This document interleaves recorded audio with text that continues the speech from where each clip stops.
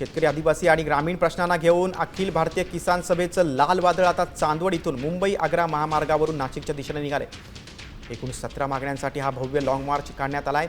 One हक्क दावे तातडीने निकाली काढावेत, वृद्धांना दरमहा 2000 रुपये पेन्शन द्यावी, शेतीसाठी 24 तास वीज पुरवठा करावा, शेतमालाला हमी भाव द्यावा, तसंच ग्रामीण भागात वाढलेल्या बिबट्यांच्या समस्येवर ठोस उपाययोजना करावी, या प्रमुख मागण्या आहेत। या मागण्यांसाठी चांदवड इथे सलग 3 दिवस धरणं आंदोलन करण्यात आलं होतं आणि आता हा मोर्चा जो आहे शेतकऱ्यांचा हा नाशिकच्या दिशेने निघालाय।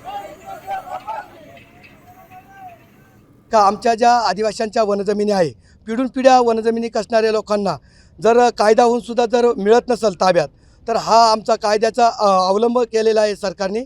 त्या कायद्याची काटेकोरपणे अंमलबजावणी व्हावा आणि ताब्यातली संपूर्ण जमीन मिळावा। जे अपात्र झालेले वनदावे आहे ते संपूर्ण मंजूर करावा। आदिवासींच्या कायद्याची खिलवाड केल्या जाते।